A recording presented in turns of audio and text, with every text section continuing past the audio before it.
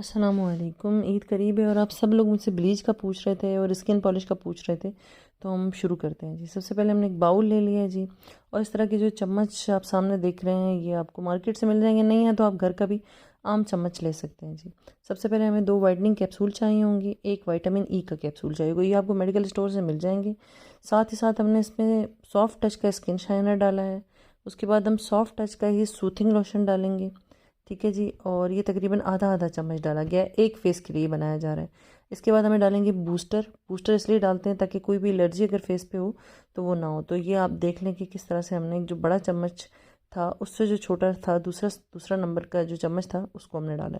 अच्छा, उसके बाद हमने 20 नंबर का जो हमारे पास ब्लॉन्डर था वो हमने डाली है जी, लिक्विड, ठीक है जी। ब्लीच कोई भी आप ले सकते हैं, सिल्की कूल की बहुत अच्छी है, मेरे पास एमसी की थी, मैंने वो डाली है। अच्छा, उसके बाद जी हमने इसके अंदर एलोवेरा जेल डाल लिया है। अगर आपके पास ओरिजिनल है तो आप ओरिजिनल डाल लें। साथ ही साथ हम इसमें जो है वो पाउडर डाल देंगे। अच्छा, अगर हमने जो है वो 1 चम्मच जो है वो लिक्विड डाला है तो हम आधा चम्मच पाउडर डालेंगे, याद रखिएगा। अगर पाउडर की क्वांटिटी ज़्यादा होती है तो स्किन पे रैश हो सकते हैं, ठीक है। अच्छा, उसके बाद जी हमने वाइटनिंग पाउडर आता है, सॉफ्ट टच में ही आपको मिलता है, छोटी पैकिंग में मिल जाता है, आपने साथ वो डाल लेना है आधा चम्मच। साथ ही साथ थोड़ा सा जो हमारा टेल्कम पाउडर होता है वो आप डाल लें, कोई भी जो आपके पास मौजूद है। उसके बाद जी ये एक और जो है वो हमने विटामिन ई का जो कैप्सूल था वो डाल दिया है जी, ठीक है। अच्छा, उसके बाद जी ये कैप्सूल मैं अभी खोल के स्टार्ट में मैंने आपको दिखाया था, डाल मैं अब रही हूँ। अच्छा, अगर आप जो है वो क्लेंजिंग के साथ स्किन पॉलिश कर रहे हैं ना, स्किन पॉलिश कर रहे हैं जस्ट, तो उसमें आप लोगों को, अच्छा एंड पे जो है वो मैंने डाला है जी इसके अंदर क्लेंजर, ठीक है। आप किसी भी कंपनी का क्लेंजर ले सकते हैं, वो लेके आपने इसको अच्छी तरह से मिक्स कर लिया, ठीक है। अब मिक्स करने के बाद हम इसको जो है वो लगाना स्टार्ट करेंगे। अच्छा, लगाने का तरीकाकार यह है, क्या है कि आप सबसे पहले थोड़ी सी क्लेंजिंग कर लेंगे, ठीक है, फेस की। उसके बाद आप फेस को वाइप से अच्छी तरह से साफ कर कर देन उसके बाद आप इनके उस एरिया पे पहले लगाएंगे जहां आपको लगता है कि कहीं ऐसा तो नहीं है कि एलर्जी हो रही है।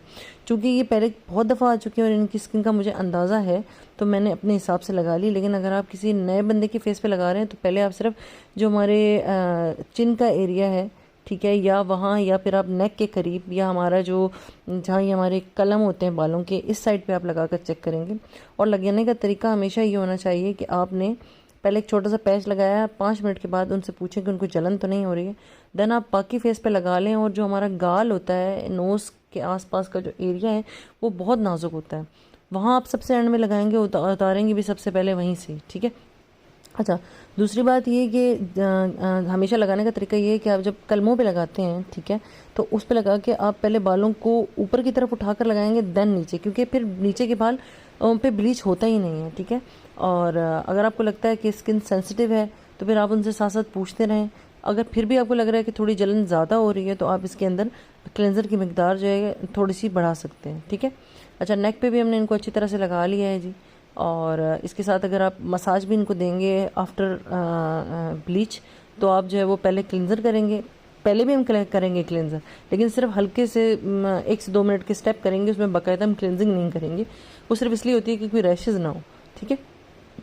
देन एंड पे आकर फिर आपने दोबारा क्लिनजिंग करनी है और उसके बाद आपने उनको मास्क लगा देना है, तो आपकी पूरी स्किन पॉलिश हो जाएगी। और अगर आप थोड़ा इसमें मसाज भी ऐड करना चाह रहे हैं तो एक अदद मसाज क्रीम से भी आप इनको मसाज कर देंगे तो बाकायदा पूरी स्किन पॉलिश का एक पैक बन जाएगा, ठीक है जी। अब कम से कम जो नॉर्मल चेहरा होता है जिसके ऊपर कोई परेशानी या कोई ऐसा कोई मसला नहीं होता, कोई दाने नहीं होते, कोई स्किन में ऐसा प्रॉब्लम नहीं होता, तो आप तकरीबन इसको 25 मिनट 20 मिनट छोड़ सकते हैं। लेकिन अगर आपको लगता है स्किन नाजुक है तो फिर आपको 15 मिनट तक ही लगाना है। लेकिन अगर रंग बहुत ज़्यादा सांवला है और आप चाहते हैं थोड़ा फेयर की तरफ चला जाए तो 20 से 1 मिनट भी आप लगा लेंगे तो बहुत है। अच्छा, ये आंखों पे जो मैंने जो पट्टी आती है जिससे हम जख्म को पट्टी करते हैं, उसके ऊपर मैंने अरकी गुलाब लगा के इनके आइस पे रख दिया था, उससे थोड़ा आइस को सुकून मिल जाता है, ठीक है जी। अच्छा, उसके बाद हम साथ साथ देखिए मैं चेक कर रही हूँ और आप फिंगर फेर के भी चेक करें, वो कहीं किसी तरह से दर्द की शिकायत तो नहीं कर रही हैं, ठीक है। और नेक पे कुछ लोग पीछे लगवाते हैं, कुछ लोग कान पे लगवाते हैं, तो उसके बाद जी आपने चेक कर लेना है यहाँ तकरीबन 20 मिनट गुजरने के बाद, 15 मिनट गुजरने के बाद कि उनका बाल जो है वो गोल्डन हो चुका है, तो आप देख लीजिए कि यहाँ जो बाल थे वो गोल्डन हो चुके हैं। ठीक है जी। कुछ लोग बहुत ज़्यादा गोल्डन करवाते हैं तो वो बहुत अजीब लगता है, ख़ासतौर पे वो जिनका रंग सांवला है उनको चाहिए कि एक हद तक जो है वो बाल ब्राउन हो जाए तो बहुत है। बहुत गोल्डन हो जाते हैं तो चेहरा बहुत अजीब लगता है। उसके बाद आपने जो है वो फेस वाइप्स ले लेना है और उसको साफ़ कर लेना है। अगर वो नहीं है तो आप टिश्यू को गीला कर कर उससे भी साफ़ कर सकते हैं।